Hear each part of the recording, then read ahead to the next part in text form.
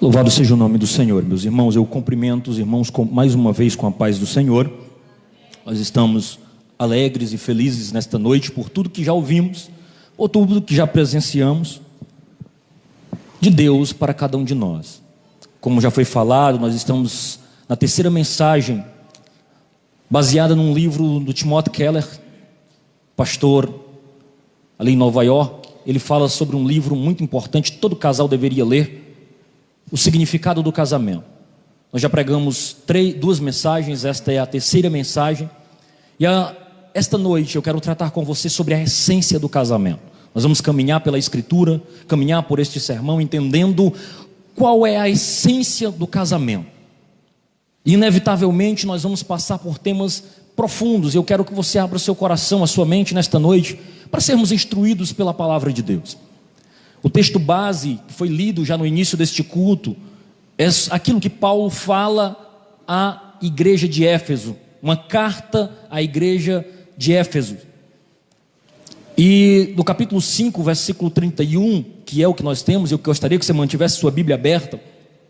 Não é uma mensagem expositiva, mas é uma mensagem temática com caráter expositivo, eu diria. Nós vamos caminhar pela Escritura em alguns temas. Nós queremos instruir o povo de Deus nesta noite para que nós sejamos melhores enquanto cônjuges, enquanto casal. Você solteiro deve estar se perguntando, aflito agora: e eu, o que eu estou fazendo aqui? Deus ainda não se lembrou de mim, ainda não preparou o meu esposo, a minha esposa. Eu quero dizer, calma.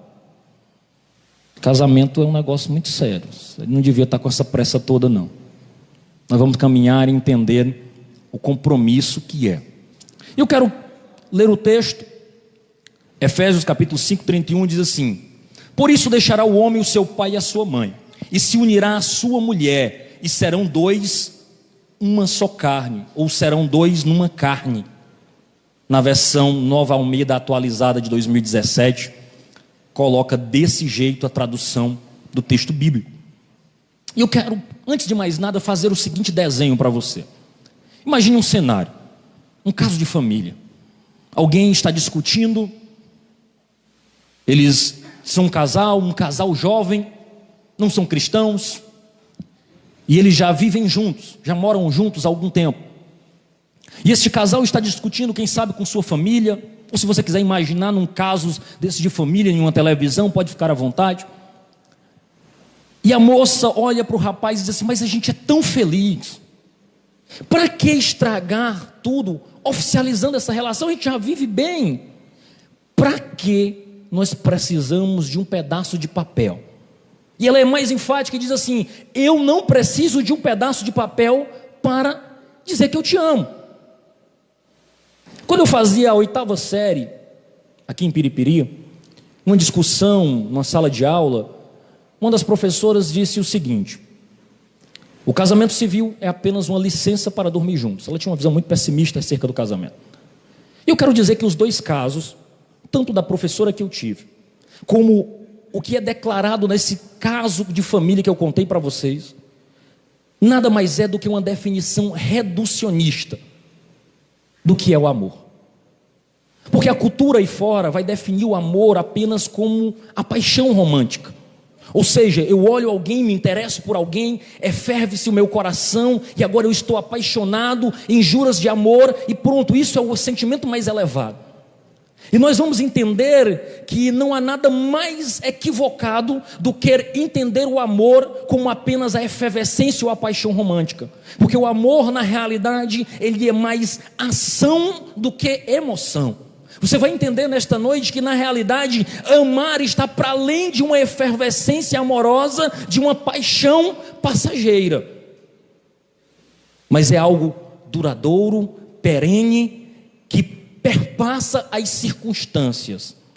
E o que nós vamos perceber nos dias atuais é que muitas das pessoas que estão adentrando num casamento estão entrando única e exclusivamente pelo glamour da festa. Eu tive a oportunidade de estar num casamento e eu achei aquilo fantástico, glamour por cima de glamour, fotos por cima de foto, transmissão ao vivo no Instagram, aquela coisa maravilhosa, bela. E eu digo, rapaz, que negócio glamouroso. Mas o fato é que muitos ao chegarem diante de um altar, de um líder sacerdotal, qualquer que seja a crença daquele casal, dizem palavras de amor, juras de amor, sem a mínima intenção de cumpri-las. Porque é repetido categoricamente pela cultura aquela máxima de dizer assim, até que a morte nos separe, mas aquelas palavras saem da boca e não há intenção real, nenhum dos dois, de levar aquilo até o fim. E nós vamos entender nesta noite que a essência do casamento perpassa votos e perpassa aliança. Eu não quero que você saia daqui desta noite sem entender, e já lhe dando a definição do que nós vamos pregar nesta noite. A essência do casamento está na aliança. E eu quero que você abra o seu coração para entender isso. Porque quando alguém diz assim, eu amo você, mas nós não precisamos casar, está tão bem assim, porque nós vamos estragar casando, porque nós sabemos que depois que casa, fica estranho, e aí parece que o amor vai embora. Eu quero lhe dizer, que alguém que lhe propõe algo desta natureza, está na realidade dizendo, eu não lhe amo o suficiente, para oficializar aquilo que nós temos. E além disto, eu ainda tenho uma expectativa de encontrar alguém, por isso que eu não quero oficializar, porque as outras ou os outros não morreram em definitivo para mim. Então eu tenho uma expectativa que, se não der certo, que se a efervescência amorosa diminuir, eu não vou manter a palavra que nós ficaremos juntos. Em outras palavras, está sendo dito isso, porque há uma crença popular, para que o amor romântico, para que uma relação valha a pena, ela precisa ser efervescente, ela precisa ser regada a uma paixão eufórica, uma paixão inebriante, algo estrondoso. Quando na realidade, nós entendemos que a paixão, por si só, ela precisa dar um passo além, ela precisa se transformar em amor, porque ela essencialmente, ela não é duradoura. É fato que muitos de nós, eu acredito que se você tem pelo menos 5 anos de casado, e eu vou baixar para 2 anos, a sua esposa ou seu esposo já disse que quando era no namoro era diferente. Você já teve a oportunidade de escutar isso? Você me tratava melhor. Parece que quando a gente casou, acabou o romantismo. É só os homens que escutam isso? Ou é só eu, Jesus, que escuto isso? Mas é fato que muda ou não muda. E isso tem sido o temor de muitos que estão lá fora. Para que a gente vai casar se eu vejo que muda tudo? Me tratava tão bem no namoro, no casamento o negócio mudou. Para que eu vou entrar numa relação? Mas a visão bíblica, ela não exclui a paixão. Ela não exclui esse cuidado de alguém que está enamorado, está apaixonado. Pelo contrário, alguém que não está apaixonado dentro do seu casamento, às vezes não cumpre aquilo que a Escritura ensina. Ela não coloca em oposição a paixão e o amor, mas ela não supervaloriza, porque amor é estar preocupado com o bem do outro, independente das circunstâncias. É estar preocupado como o outro está passando. Quando que a paixão ela é um pouco egoísta, ela exige atenção exclusiva, o outro, o amor é sacrificioso, é sacrificial em detrimento do outro. E esse conceito de paixão que o mundo tenta ensinar através dos livros, através da televisão, através de um contato social que você tem, às vezes é nocivo para o casamento, porque coloca expectativas que às vezes não vão existir. E muitos querem levar o casamento depois de 2, 3, 10, 15 anos, olhando para aquilo que foi construído no período do namoro. E é óbvio que tanto eu como você vamos mudar. Mas o que não pode mudar é o compromisso e a aliança que nós assumimos. E eu preciso que você entenda isso. A cultura vai afirmar que é impossível ter intimidade entre os dois, entre o casal, que só é possível essa intimidade se os dois estiverem extremamente apaixonados. E nós sabemos que quem leva uma vida de casado que não é bem assim. Mas o fato é, quanto menos contato físico, menos paixão. Então vai existir um momento em que, quando Paulo está ensinando a igreja de Éfeso, dizendo assim, vocês são uma só carne, sirvam um ao outro em amor. Isso significa que às vezes eu não estou nem tão interessado, mas eu tenho que servir o outro em amor, porque eu fiz votos. E isso não é uma servidão cega. mas uma servidão que cultiva o amor, a intimidade dos dois. E eu quero falar com você nesta noite sobre 3 pontos. É um sermão de 3 pontos. Eu quero caminhar com você sobre aliança, sobre promessa e sobre ação. Você precisa gravar isso: aliança, promessa e ação. Dentro de aliança, eu quero conversar com você dizendo o seguinte: em um passado muito recente, a ideia de um casamento era constituído pelas famílias apenas como uma relação comercial e social. Você fazia um negócio, o pai com o pai de outro negociava o casamento dos dois. A visão tradicional era que o casamento deveria ser uma transação comercial, era para o interesse da família, era pelo interesse dos negócios da família. Casa com fulano para que a gente se aproxime e realize negócios entre os outros. Isso era uma visão tradicional. Há pouco tempo a gente ainda tinha esses acertos. Atualmente, na sociedade ocidental, nós temos pensado no casamento apenas como algo que meramente é uma realização individual e romântica. Você vai olhar para as pessoas que estão aí fora, ou até mesmo dentro da igreja, olham para o casamento como: eu vou me realizar. Eu estou sofrendo aqui, esse negócio de solteiro dentro de igreja, Senhor, é prova, mas quando eu casar, aí a felicidade vai ser completa, porque tudo que eu preciso é de uma esposa, é de um esposo. Oh Jesus, lê do engano. Quem está lá fora pensa: não, quando eu casar, aí eu vou ser realizado. Eu preciso é de um amor. Se eu tiver um amor, uma paixão avassaladora, aí sim eu vou estar plenamente realizado. Esta não é a visão bíblica, porque a visão bíblica, ela pensa num amor sacrificial, ela pensa num amor que se preocupa com o bem do outro e não consigo. Não é para realizar apenas a minha felicidade, mas é pensando também no bem do outro. A união dentro de um casamento, a aliança estabelecida no casamento, é muitas vezes pensar e se preocupar, amar o outro.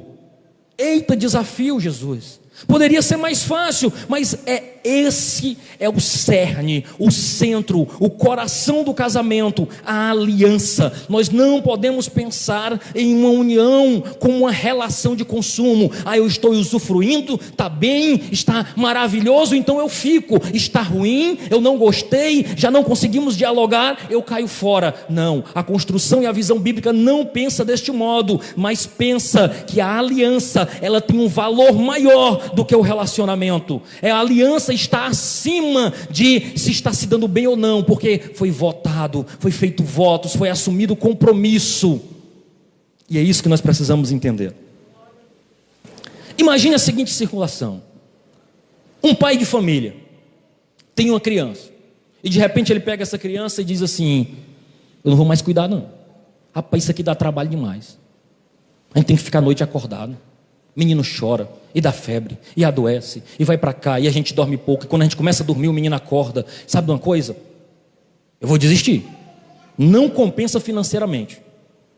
Você acha que talvez até o mais vil pecador, o cabo mais depravado, se ele ouviu uma conversa dela, você diz: toma vergonha, que história é essa? É teu filho. Sabe por que isso? Porque a sociedade olha para a relação entre o pai e a criança como uma relação de aliança. Não é para ter benefícios. Você não vai fazer as contas, faça as contas que você desiste, mas não faça as contas de quanto você gasta com a criança, até ela assumir suas próprias pernas. Ninguém faz essas contas, por quê? Não é doido, desiste. Uma e meia aí está comentando tudo. Mas é pesado.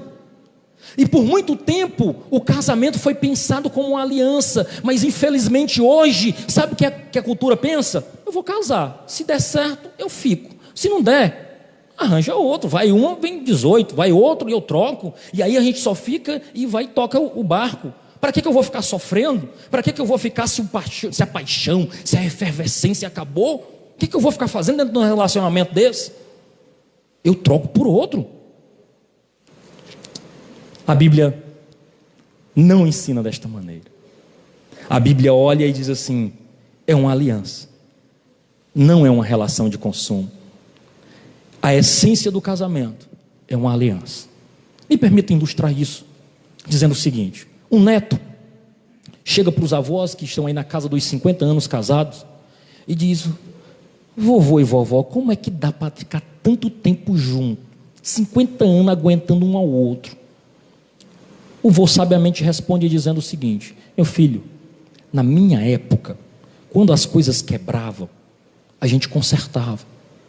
A sua geração põe no canto, compra outro, troca por outro, não sabe o que é consertar, não sabe o que é pagar o preço para que aquela relação funcione. E está exatamente aí: se não der certo, eu troco por outro. E sabe o que é triste? Que esse conceito tem entrado no coração da nossa juventude. Não, a ideia bíblica de casamento é uma união até que a morte os separe.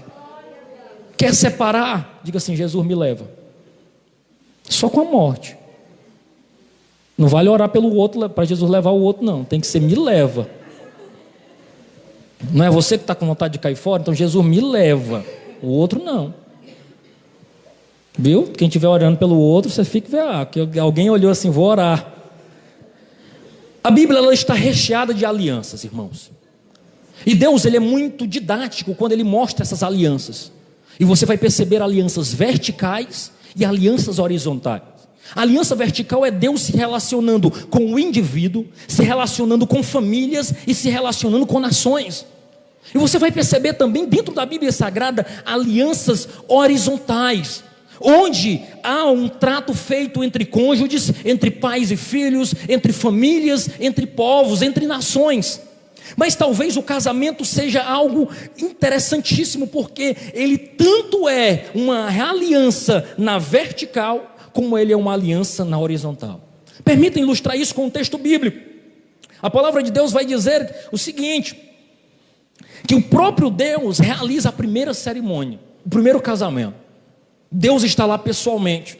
Paulo, quando cita Efésios 5:31, na realidade, ele está recorrendo a um texto de Moisés em Gênesis 2:24. Deixará o homem, pai e mãe, e se apegará à sua mulher. Deus estava presente naquela união acontecendo. É quando Deus diz assim: olha, eu farei para este camarada, não é bom que ele esteja só, ele vai receber uma adjuntora, alguém para lhe auxiliar, para estarem juntos nesta batalha da vida a dois. E o próprio Deus ali está presente, desenhando esta maravilhosa instituição chamada casamento. De modo que, se você entrar e for a ideia do texto bíblico, quando Paulo utiliza, ele usa o termo apegar-se. A ideia de apegar-se está relacionada a estar colado a algo, unir-se por meio de uma aliança, de uma promessa de compromisso, de um juramento. Casamento apresenta esses aspectos, tanto horizontais como um aspecto vertical. É a ideia de unir, colar, estar ligado. Se você perceber um texto em Malaquias 2,14, para não ficar apenas no Novo Testamento e recorrer ao Antigo Testamento, diz assim, Malaquias 2,14: e dizeis: por quê? Porque o Senhor foi testemunha entre ti e a mulher da tua mocidade, com a qual tu foste desleal, sendo ela a tua companheira e a mulher da tua aliança. Deus está reclamando com o povo, dizendo: olha, tu foi desleal com a mulher que você fez o quê? Aliança. Perceba, isso fala de uma aliança entre indivíduos, na horizontal. Mas um outro texto em Provérbios 2,17 diz assim: que deixa o guia de sua mocidade e se esquece da aliança do seu Deus. Ele está falando de que alguém estava num relacionamento, deixou aquele amor e rompeu a aliança que ele tinha feito com Deus. Ora, a aliança de um casamento é feita entre o cônjuge ou entre Deus? A resposta correta é simples: as duas coisas. Os dois textos, eles nos revelam algo profundo, e eles nos revelam que o casamento é uma aliança dupla, firmada entre marido e esposa e feita diante de Deus. Portanto, os cônjuges não estão apenas se ligando entre si, mas eles estão se ligando com Deus. Ser infiel ao cônjuge também se implica ser infiel a Deus. Que negócio sério, irmão. É fato que a tradição cristã, se você já foi num casamento, você vai ver o ministro que está ali ministrando o casamento olhar para o cônjuge e olhar um para o outro e dizer assim: olha para o marido e diz assim: você recebe esta mulher como sua legítima esposa? Promete amá-la, respeitá-la, ajudá-la, cuidar dela conforme o que foi ordenado por Deus na santa instituição do casamento? A resposta: sim. Ninguém vai para lá para dizer não. Sim. Mas ele não responde olhando para a mulher. Ele responde olhando para o ministro, que ali está na condição de alguém que está representando o próprio Deus. Ele está fazendo uma aliança, não imediatamente com a esposa. Ele está dizendo para a sociedade, está dizendo para a família, está dizendo para todos que estão presenciando, inclusive para Deus representado no ministro: sim, eu recebo e me comprometo com esta aliança. Olha que coisa poderosa, olha que coisa séria, olha que coisa profunda. Depois, o ministro olha e diz assim: agora vocês vão responder um para o outro. Então primeiro se faz uma aliança com Deus diante de um casamento, e depois se faz uma aliança com o cônjuge. Antes de mais nada, a sua relação é uma aliança na vertical. Louvado seja o nome do Senhor. Os irmãos ficaram sérios agora, de Jesus, o que foi que eu fiz? Pois é, você fez. Louvado seja o nome do Senhor por isso.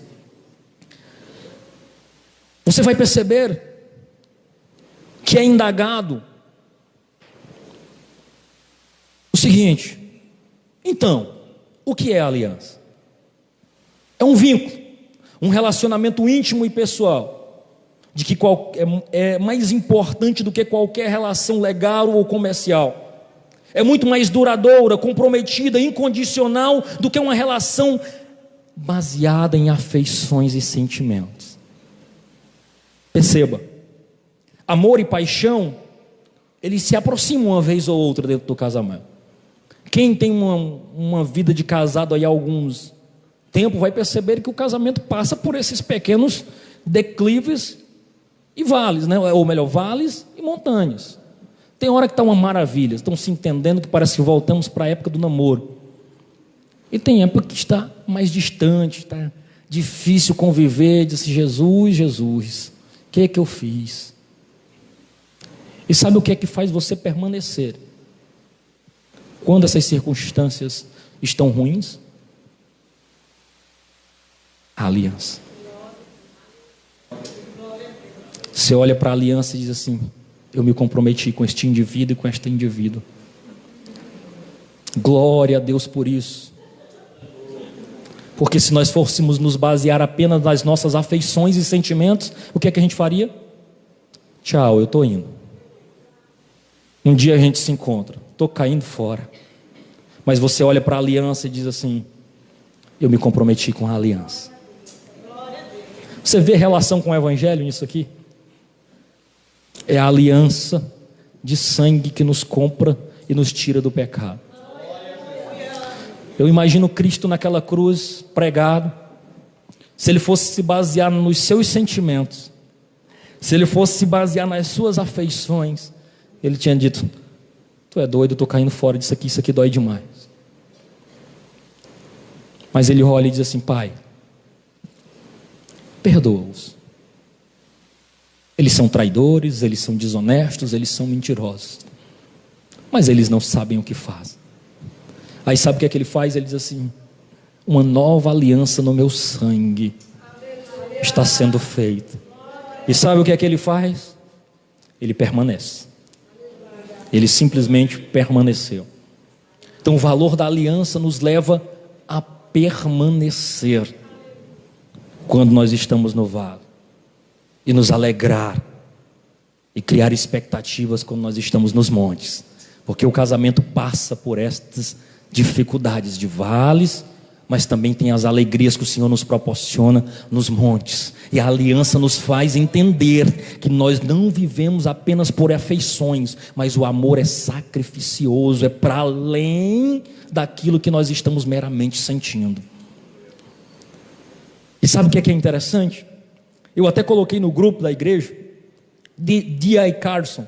Ele diz que, aconselhando alguns jovens casais que vão iniciar o casamento, ele diz: olha, há uma aliança, ela existe. Suas afeições e seus sentimentos, eles existem e acabam. Você vai ficar bravo com ela ou com ele e vai dizer: eu realmente amo ela, eu realmente amo ele. Neste momento, só renascerá amor onde a base for forte e sólida de uma aliança. Dmitry Bonhoeffer, que produz aquele livro O Discipulado, ele orientando também casais, ele diz, e eu coloquei no grupo da igreja, Ele diz: olha, a aliança a partir deste momento sustenta o amor, e não o amor que sustenta a aliança.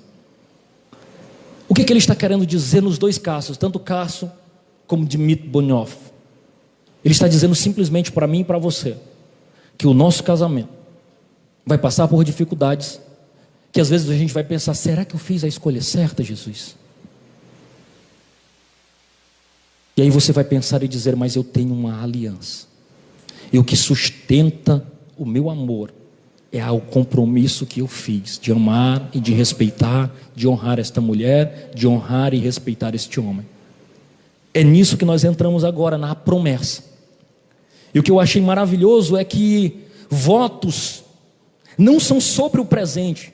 E aí você vai nesses casamentos e muitas vezes os casais se utilizam daqueles votos tradicionais, ou digam: não, nós vamos escrever os nossos próprios votos. E aí faz uma declaração, e muitos não falam sobre o futuro, mas falam sobre o presente. Olha, eu te amo e quero estar com você. Eu sinto dizer, mas isso não são votos, porque votos não tem a ver com um sentimento presente, tem a ver com uma promessa de futuro. Não tem a ver com tem a ver com um compromisso que você faz para além, dizendo: eu vou te amar, eu vou te respeitar, eu vou te honrar na saúde e na doença, na riqueza e na pobreza, mesmo que a dificuldade bata a nossa porta, que quem sabe o amor que nós estamos sentindo hoje esfrie, ainda assim eu fiz um voto de te amar e de sustentar esta aliança, e com graça e misericórdia de Deus eu serei fiel ao voto que fiz. Pesado, não é? Mas é isso. Cerimônias não são apenas sobre aquilo que nós sentimos no momento, mas são promessas de um amor leal, fiel, verdadeiro, de um futuro, independente das variações interiores e dos sentimentos exteriores. Nós nos apegamos a um voto, a uma promessa. São os votos que nos manterão nos trilhos quando os sentimentos esmorecerem, quando a gente achar que quem sabe não está sentindo mais aquilo que sentia antes. Algo que certamente acontecerá, e é os votos que vão nos dar condições, a promessa que nós fizemos, o compromisso que nós fizemos com Deus e com o nosso cônjuge, que será a lenha, que será ali a máquina motivadora para reacender o amor que foi selado através da união do casamento. Então a aliança, a essência do casamento passa pela aliança, passa por uma promessa feita tanto a Deus como ao cônjuge. É nesse contexto que Smith escreve para o Christian Today, uma revista americana, O Poder da Promessa. E eu achei fascinante o livro. O Timothy Keller relata muito bem quando ele diz o seguinte: minha mulher teve 5 maridos, cada um deles era eu, e a única coisa que unia todos os 5 era a minha promessa. Prometi que seria fiel a ela. O que ele está tentando dizer? E você mudou, que o seu cônjuge mudou ao longo, e que muitas vezes a gente acha que as situações não vão acontecer, não vai haver mudanças, que vai ser daquele jeito para sempre, mas não. Sabe por quê? Porque quando nós nos apaixonamos, nós não nos apaixonamos por alguém que nós de fato conhecemos. Nós nos apaixonamos por uma ideia daquilo, uma projeção daquela pessoa que nós estamos. Ou seja, a maioria das vezes, eu dizia isso para alguns amigos, que a maioria das vezes nós não nos decepcionamos com alguém, mas nós nos decepcionamos com a imagem que fizemos de alguém. Eu olho para alguém e digo: que pessoa maravilhosa, isso é muito legal, honesto, simpático, maravilhoso. E de repente você descobre alguma falha moral, alguma coisa que te deixa triste. Você diz: poxa, eu pensei que fulano fosse aquilo. Será que você se decepcionou com o fulano, ou com a imagem que você fez acerca do fulano? Certamente com a imagem que você fez. Você criou uma expectativa que na realidade não era. E quando nós casamos, nos apaixonamos, nos enamoramos de alguém, muito provavelmente nós não temos informação suficiente para saber quem de fato a pessoa é. E sabe qual é o problema? É que só com os anos de casado é que a gente vai descobrindo quem de fato a pessoa é. E é o amor que vai sendo construído nesse processo, que não faz a gente fazer as malas e cair fora. A gente permanece pela aliança. Senti uns glória a Deus aí pesado. Glória a Jesus. E eu quero citar aqui uma expressão de Kierkegaard, um filósofo dinamarquês. Ele diz que a vida pode ser definida ou pode ser classificada como 3 possíveis perspectivas: uma perspectiva estética, uma perspectiva ética e uma perspectiva religiosa. E todo ser humano, quando ele nasce dentro da perspectiva estética. Ele é um esteta, ou seja, tudo que ele se baseia, consome, é baseado naquilo que faz bem. Ele não julga se é ruim ou é bom, mas se apenas agrada aos olhos, ou se a sensação naquele momento é uma sensação boa. E é exatamente o retrato da sociedade que nós vivemos. Ele olha numa balada, numa festa, alguém diz: olha que coisa maravilhosa, que pessoa linda, eu quero essa pessoa para mim. E se relaciona e já tem todos o desfruto de prazer que ela pode ter com aquela pessoa.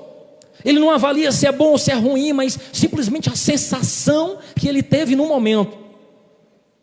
E aí, quando a gente pensa sobre isso, a gente entende que a experiência ou o passar do tempo nos move a um compromisso de aliança maior do que aquilo que nós sentimos no momento, ou se é bom ou se é ruim. Mas somos movidos por aquilo que presenciamos e entendemos acerca do Evangelho, que a aliança e os votos feitos nos levam à ação. Você entendeu que o casamento, a essência do casamento passa pela aliança e passa pela promessa. E diante de tudo isso, o que eu faço com esta informação? Eu sou obrigado a tomar uma ação.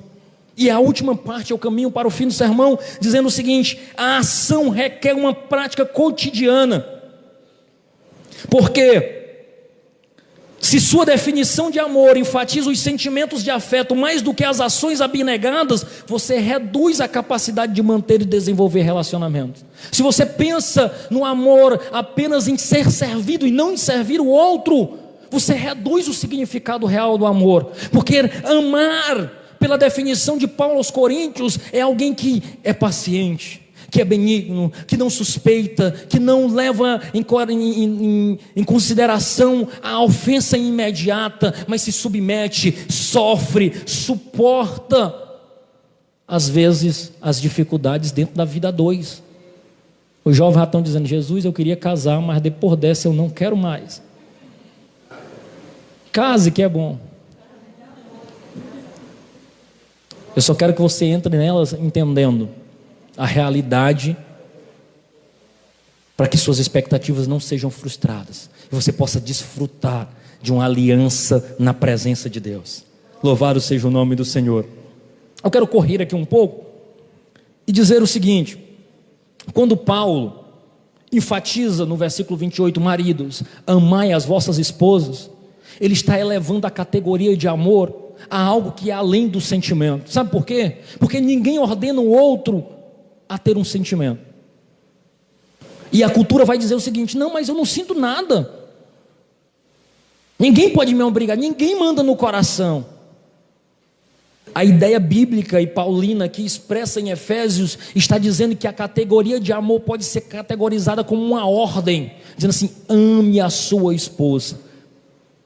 O que ele está nos dizendo é o seguinte: amar não é um sentimento, é uma decisão polida pela prática, pelo desejo de servir e dizendo: eu vou continuar te amando, eu vou continuar te servindo, eu vou continuar aqui juntos, orando para que esta relação vá para frente. Eu não desisto de você, eu não desisto da família que Deus me deu, eu não desisto do meu relacionamento, eu não desisto da aliança. Louvado seja o nome do Senhor.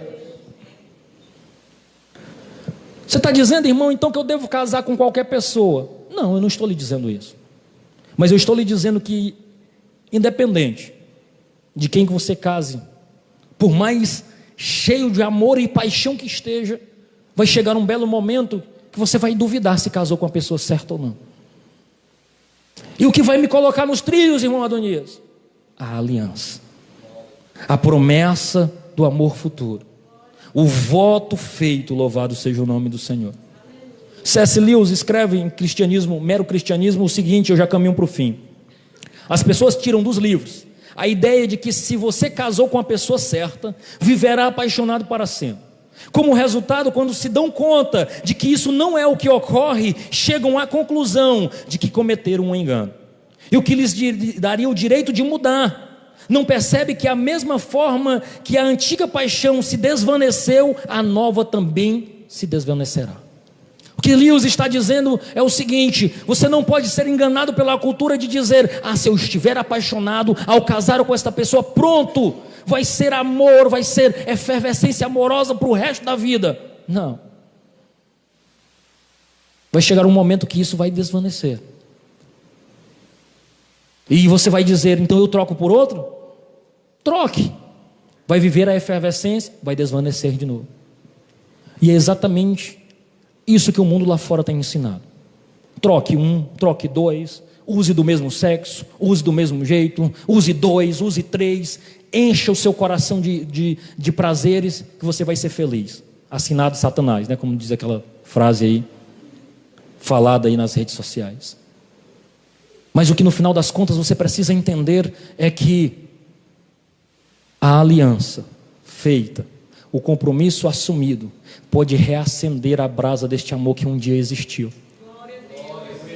Quando tudo parecer talvez escapando entre os dedos, você pode dizer, mas existe uma aliança e um compromisso feito diante de Deus, diante dos homens, que eu amaria esta mulher, que eu amaria este homem, e baseado nisso o Senhor reacende o amor que havia entre nós, e estabelece este carinho e este amor duradouro, que implica em ações mais do que em palavras. Porque quando o Senhor diz que Deus enviou, João escrevendo, ele diz que Deus amou o mundo de tal maneira, ele não dá uma definição, ele não consegue explicar, ele diz, olha, eu não consigo nem definir em palavras, é uma tal maneira. Mas imediatamente nós temos uma ação ali, que deu. Ele não falou que ia dar, ele não prometeu que ia dar, ele não disse, fique tranquilo que eu vou levar. Ele deu, ele transformou em ação. Ele pegou aquilo que era único para ele e disse, a minha prova de amor está em eu dar aquilo que é valiosíssimo para mim, para resgatá-los. Louvado seja o nome do Senhor. E aqui ele estabelece uma aliança poderosa. Concluo dizendo o seguinte: uma aliança é um compromisso, uma promessa de amor futuro. Realize ações de amor, apesar das ausências de sentimento. Não estou com um pingo de vontade de servir ele ou ela. Sirva a si mesmo. Cuide a si mesmo. Sabe por quê? Porque você fez uma aliança dizendo que estaria com ela na saúde e na doença, na alegria e na tristeza. Então sirva, esteja junto, prepare, ame, demonstre carinho. Precisamos nos manter firmes ao compromisso e não seguir o que o mundo e a cultura ensinam. O amor acabou, é hora de mudar. E aí eu volto para o início da mensagem. Precisa de um pedaço de papel? Sim. Se você ama como a Bíblia manda, não terá problema em assumir um compromisso legal, permanente e exclusivo. Você poderia dizer, mas eu não sinto esse tipo de amor. Eu diria, lamento. Paulo não pede ações irracionais. Ele nos dá um modelo, Cristo. Ele não pede nada além de que Cristo não fez. Em Efésios ele é claro: marido, amai as vossas esposas, assim como Cristo. Olha que coisa maravilhosa. Nós entendemos aqui, quando eu preguei sobre o significado do casamento, como o segredo do casamento, que o sacrifício de Cristo na cruz do Calvário é uma dramatização, ou seja, o casamento é uma dramatização do sacrifício, é puro evangelho. Encerro dizendo, e agora eu encerro mesmo: Jesus na cruz não pensou em seus sentimentos, mas pensou nas nossas necessidades. Embora fôssemos mentirosos e traidores, Ele perdoou e reconheceu a nossa incapacidade de reconhecer as nossas falhas. Naquela cruz Ele simplesmente permaneceu firme no propósito e na aliança. John Piper, e eu encerro com esta frase, dizendo que ao guardarmos a aliança, nós testemunhamos algo sobre Cristo e sobre a igreja. Mentimos sobre Cristo e sobre o dever da igreja, se abandonarmos a aliança. Eu queria que você se colocasse de pé. Eu queria orar com você e por você.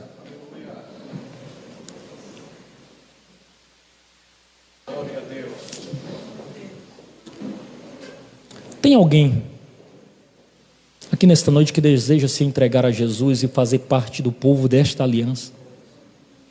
Eu preguei sobre casamento, que é uma dramatização do que é o Evangelho, a aliança que Cristo fez comigo e com você, uma aliança que Ele permanece, apesar dos nossos erros e falhas. Hoje é o dia de você se entregar a Ele e dizer: Senhor, quem sabe eu tenho desonrado esta aliança, eu não tenho me comprometido com esta aliança, mas hoje eu quero me comprometer, eu quero fazer parte, eu quero fazer uma aliança contigo, Jesus. Eu quero ser teu, eu quero ser tua, eu quero viver para a glória do teu nome. Me recebe, me limpa. É isso que nós declaramos todo mês aqui na ceia. O que eu recebi do Senhor, eu também vos entreguei, que o Senhor Jesus, na noite que foi traído, tomou o pão, tendo partido, disse: comei esse é o meu corpo, fazei isto em memória de mim. Semelhantemente também, depois de cear, tomou o cálice e disse: este é o sangue da nova aliança, uma aliança que custou a Jesus tudo, inclusive a vida. O seu sangue que nos redime. É deste sangue, é deste compromisso, é com essa expectativa de aliança que nós mantemos firme o nosso relacionamento de casamento. E você que é abraçado por isso também pode se render e dizer: eu quero fazer parte do povo desta aliança, porque Ele fez uma aliança e nos fez promessa. E com base no seu sacrifício na cruz, Ele também fala em João 14, quando diz assim: não se turbe o vosso coração, credes em Deus, credes também em mim. Na casa de meu Pai há muitas moradas, se não fosse assim, eu vos teria dito: vou preparar-vos lugar, e quando eu for, eu voltarei outra vez e os levarei para mim mesmo. Nós temos uma promessa de uma cidadania, uma promessa de um local, uma promessa de uma casa. É desse Jesus que não rompe a sua aliança que nós estamos falando nesta noite. E se fosse você que não tem certeza que é parte desta aliança, eu estaria correndo à frente, erguendo as minhas mãos e dizendo: Jesus, eu não vou voltar para casa sem ser parte desta aliança. Chore, canta lá.